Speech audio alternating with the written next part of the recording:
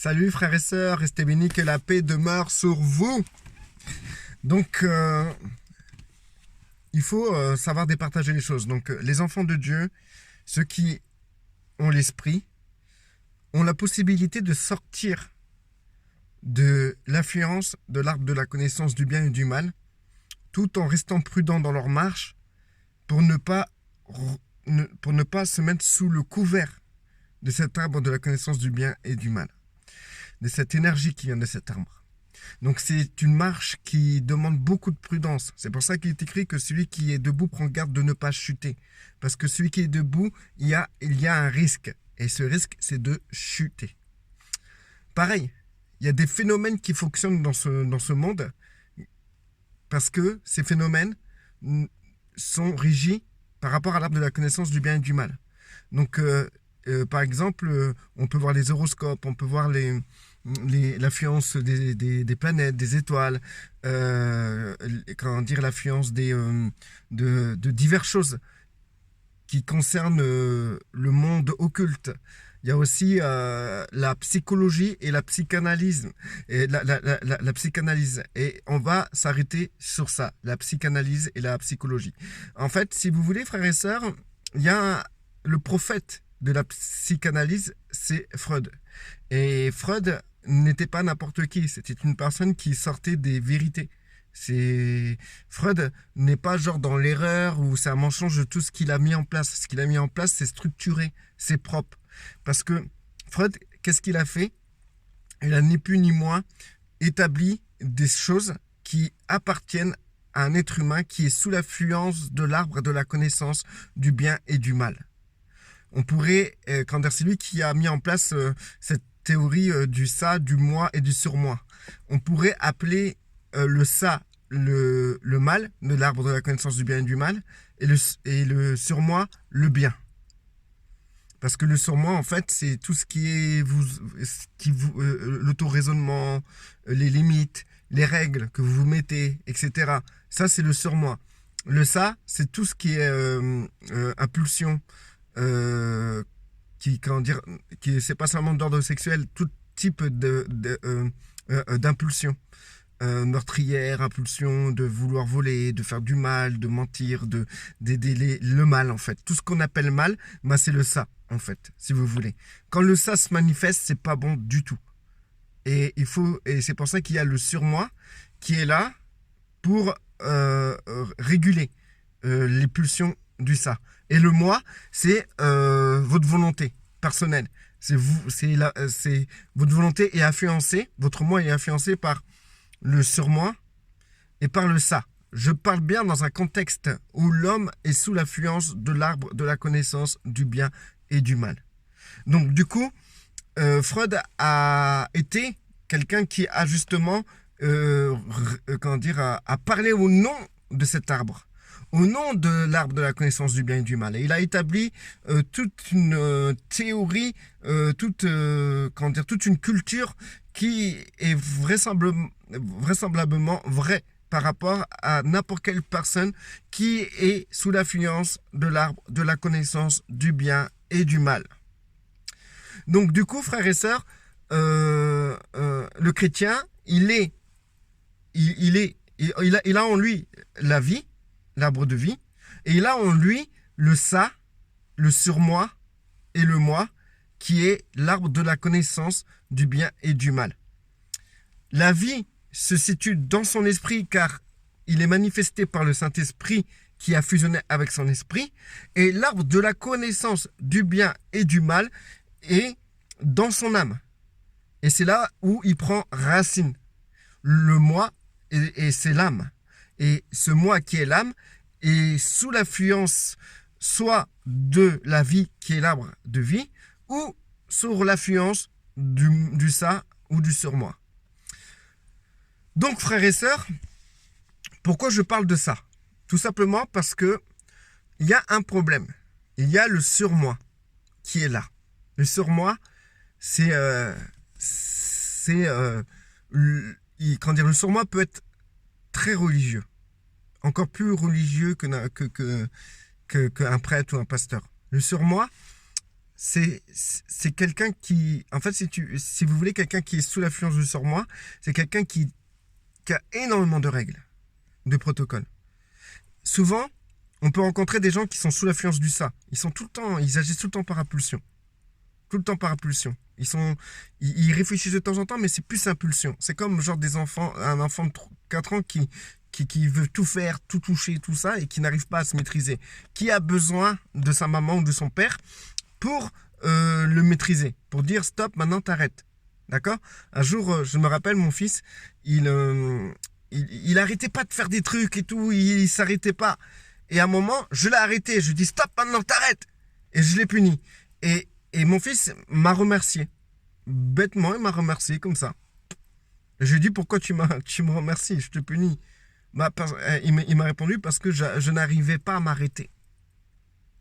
Il voulait s'arrêter, mais il n'arrivait pas. Il était sous la pulsion, l'arbre de la connaissance du bien et du mal, du côté mal.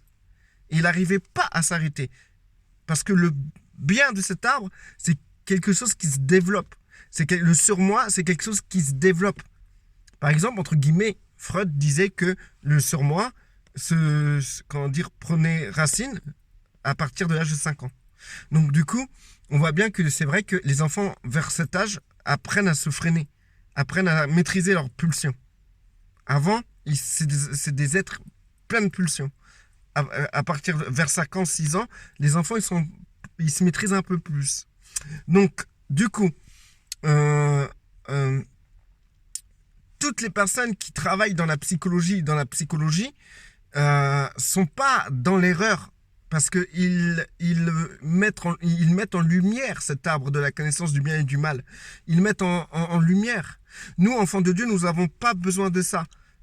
J'ai toujours été étonné, frères et sœurs, de voir des psychologues chrétiens ou de la psychologie de couple dans des églises. J'ai toujours été étonné de voir ça. Parce qu'en fait, en réalité, c'est comme si on apprenait les chrétiens à se comporter d'une manière psychologique, c'est-à-dire, on apprenait les chrétiens à se développer dans l'arbre de la connaissance du bien et du mal dans leur comportement.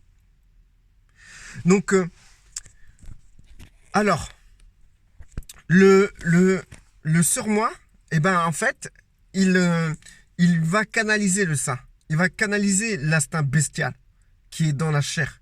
Parce que la chair est composée du surmoi, du ça et du moi. Donc du coup, c'est pour ça que je parle de ça. Je ne veux pas vous faire un cours de psychanalyse. C'est inutile. Mais je veux vous expliquer que, justement, quand vous êtes charnel, vous n'êtes ni plus ni moins la description de toutes les thèses de Freud. Tout simplement. Et vous pouvez vous retrouver dans tout ce que Freud il a dit. C'est pour ça que ça soit dans le bien qui est le surmoi, dans le mal qui est le ça, vous pouvez vous retrouver dans les deux. Et il y a le moi. Et le moi, c'est le plus important. Le moi, c'est lui qui va décider s'il veut la vie, s'il veut la vie, d'accord, du Christ, ou s'il veut céder au ça, ou s'il veut céder au surmoi. Et la plupart des frères et des sœurs cèdent au surmoi. C'est pour ça et tout qu'ils sont pleins de règles. Ils sont réglés dans tous les sens. Tu les vois tout le temps arrêter des trucs, avoir des principes, des nouveaux principes. Ils se rajoutent des principes dans leur panoplie. Ça, c'est la réaction de quelqu'un qui vit sur le surmoi. Quelqu'un qui vit sur le surmoi, c'est-à-dire le bien de l'arbre de la connaissance du bien et du mal, il va tout le temps se priver ou faire des trucs, chercher des solutions, etc. pour faire bien, pour être mieux. Voilà, frères et sœurs. C'est pour ça que c'était important que je vous parle de ça. Donc, ce qui est confondant dans la vie charnelle, ce qui est important c'est important de le dire, c'est que les gens on confond souvent le surmoi, c'est-à-dire le bien de l'arbre de la connaissance du bien et du mal, avec la vie de Dieu. Quelqu'un qui va lire la Bible, il peut nourrir son surmoi. Il peut se donner encore plus de principes, ce qu'on appelle les principes bibliques. Donc du coup, il peut se donner énormément de principes bibliques, énormément. Ça va nourrir son surmoi, qui va canaliser son ça, ses impulsions. Genre quelqu'un qui va, un exemple, t'as Paulette qui a, comment dire, qui s'est séparée de son mari et elle ne retrouve pas un autre mari, tout ça. Et elle sait très bien que si elle va avec quelqu'un, ben, comment dire, et sans mariage, sans rien, il y en a qui diront, mais elle peut pas se remarier. On va pas en parler, on va pas parler de ça, c'est pas le sujet, mais imaginons, je vais donner un autre exemple, parce qu'il y a des gens, ils vont gâcher cet exemple. Donc, Paulette, une adolescente, elle sait très bien qu'elle ne peut pas coucher avec comment dire, avec des hommes, parce qu'elle doit garder sa virginité pour le mariage, etc. Que si elle couche avec quelqu'un, c'est de la fornication, c'est pas bien. Elle doit se donner pour son premier mari. Et donc, du coup, son premier et seul mari. Du coup, Paulette, elle va rencontrer plein de garçons à l'université. Et elle va voir plein de gens et des garçons qui vont tomber, qui vont la vouloir, etc. Et elle aura des pulsions, des pulsions. Je sais pas si on dit impulsion ou des pulsions. Des pulsions, voilà. Tout à l'heure, j'ai dit impulsion au début de la vidéo. C'est pulsion plutôt, hein. Donc, du coup, elle aura des pulsions d'ordre sexuel, ça peut être quand dire les pulsions du ça, c'est n'importe quelle pulsion, hein. C'est toutes les pulsions qu'un homme peut avoir, c'est le ça, d'accord? C'est des pulsions qui font surface, sans réflexion, d'accord? Et même avec des réflexions, des pulsions qui sont entretenues par la réflexion aussi. Donc du coup, elle va à l'église et tout le dimanche et tout, elle attend le pasteur prêcher comme quoi il faut se marier, c'est pas bien d'avoir de relations avant le mariage. T'as sa mère qui est derrière, qui la surveille et tout. Elle sait que c'est pas bien, elle sait. Et donc du coup, il y a le surmoi qui est nourri par tout ça. La bienséance, la règle. Et donc, elle va faire de cette situation un règlement. Donc, elle va dire non, c'est pas bien, on peut pas faire ça. Pas bien, d'où vient le terme de l'arbre de la connaissance du bien et du mal. Donc, du coup, comment dire, elle se dira c'est pas bien, et elle va écraser ses pulsions du ça, qui a envie de le faire, qui a envie d'avoir un rapport avec son copain, un copain d'université. Mais elle est là, elle retient ça. Elle retient ça grâce au surmoi, d'accord? Ben, imaginez-vous, frères et sœurs, déjà, même sans être en Christ, les gens ont déjà un surmoi assez développé. C'est toutes les règles qu'on apprend avec le temps et les erreurs qu'on peut commettre. Imaginez-vous maintenant, il y a des gens, ils prennent la Bible, l'Ancien Testament, le Nouveau Testament, et ils remplissent leur surmoi de savoir par rapport à ça. Donc du coup, leur surmoi est surchargé de règles. Et le ça, il est complètement étouffé. Mais qui dit pulsion dit parfois des choses qui font surface et qui ne sont pas maîtrisées. Donc du coup, le chrétien qui va nourrir son surmoi de toutes les règles bibliques va chuter à cause d'une pulsion du ça et va se retrouver plus bas que terre et va culpabiliser parce que le surmoi amène la culpabilité, frères et sœurs. Il faut le savoir, hein. Souvent, il y a des gens, ils se sentent coupables devant Dieu, mais c'est pas devant Dieu qu'ils sont coupables. Parce que le mal qu'ils ont fait, c'est ça, il savait que Dieu le savait, tu vois. Donc, si se culpabiliserait, ce serait bien avant l'acte, même d'avoir pensé ça, tu vois. Mais ils s'en veulent parce que le surmoi, c'est un organe qui envoie énormément de culpabilité. C'est son énergie, c'est la culpabilité. Donc, du coup, comment dire, le chrétien va surcharger son surmoi. Et ça ne sera ni plus ni moins que n'importe quelle personne dans n'importe quelle religion. Le musulman fera pareil, le bouddhiste fera pareil. Il y a des tas d'autres religions où les gens surchargent leur surmoi d'interdictions et de prudence et de règles pour étouffer leur instinct animal, leur ça, le mal, parce que le mal est animal. Donc c'est le mal qui va les faire agir d'une manière mal. Il y a des gens, ils agissent mal, ils ne croient pas en Dieu, mais ils se sentent coupables d'agir mal. Mais ils ne croient absolument pas à Dieu. Donc, pour vous dire que la culpabilité ne vient du surmoi. Donc, du coup, frères et sœurs, ce que je veux quand même conclure cette vidéo. En fait, si vous voulez, frères et sœurs, ce que j'essaye de vous expliquer, c'est que on mélange tout. Et tant qu'on n'arrive pas à différencier, à comprendre les différents organes qui nous animent, ben, on n'arrivera pas à mettre précisément les choses à leur place. Et donc, les gens vont avoir plein de règles bibliques dans leur tête, ils vont mettre en pratique leurs règles bibliques, ils vont croire qu'ils sont des êtres obéissants à l'esprit. Et c'est des êtres qui sont voix du Saint-Esprit, comment dire, qu'ils marchent selon la vie de Dieu.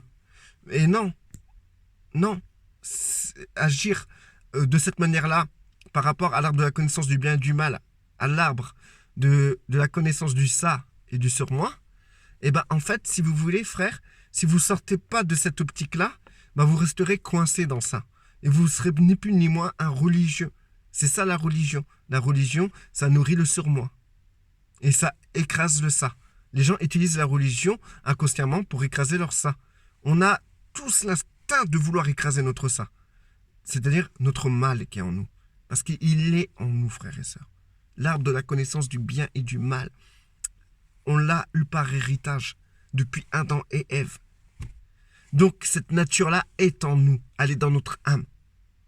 Et nous voulons étouffer le mal de cette nature tout en utilisant le bien de cette nature. Ce qui est important, frères et sœurs, ce que je veux mettre en valeur, c'est que marcher par l'esprit, frères et sœurs, n'a rien à voir avec le surmoi ou le bien de cet arbre. Et il faut faire la différence, frères et sœurs. Marcher par l'esprit, c'est marcher selon Dieu. Et vous sortez du contexte du bien et du mal, du ça et du surmoi. Et si vous marchez dans l'esprit, avec l'esprit, à partir de là, vous sortez de tout contexte. Freud n'a plus de pouvoir sur vous. Freud, ce qu'il dénonce au niveau des hommes, ne vous touche même pas parce que si vous marchez selon l'esprit, c'est plus en tant qu'homme soumis à l'arbre de la connaissance du bien et du mal, ni en tant qu'homme soumis à son ça ou à son surmoi, mais en tant que nouvelle créature en Christ qui est régie directement par Dieu. Freud a élucidé l'homme et l'homme dans sa nature charnelle. Il a raison. Mais il n'a jamais réussi à élucider l'homme dans sa nature réelle qui est en Christ, sa nature spirituelle. Et c'est cette nature-là que Dieu veut que vous développiez, au lieu de nourrir votre surmoi à travers des textes bibliques. Il veut que vous développez votre nature spirituelle avec l'esprit. On perd trop de temps, frères et sœurs, à nourrir notre surmoi, à nourrir le bien de cet arbre de la connaissance du bien et du mal pour étouffer le ça. Parce que si vous marchez selon l'esprit, vous ne marcherez pas selon votre ça, votre surmoi, ou votre bien, ou votre mal, ou dans cette essence de l'arbre de la connaissance du bien et du mal. Et cela, ça demande un long cheminement. Et il faut commencer un jour ou l'autre.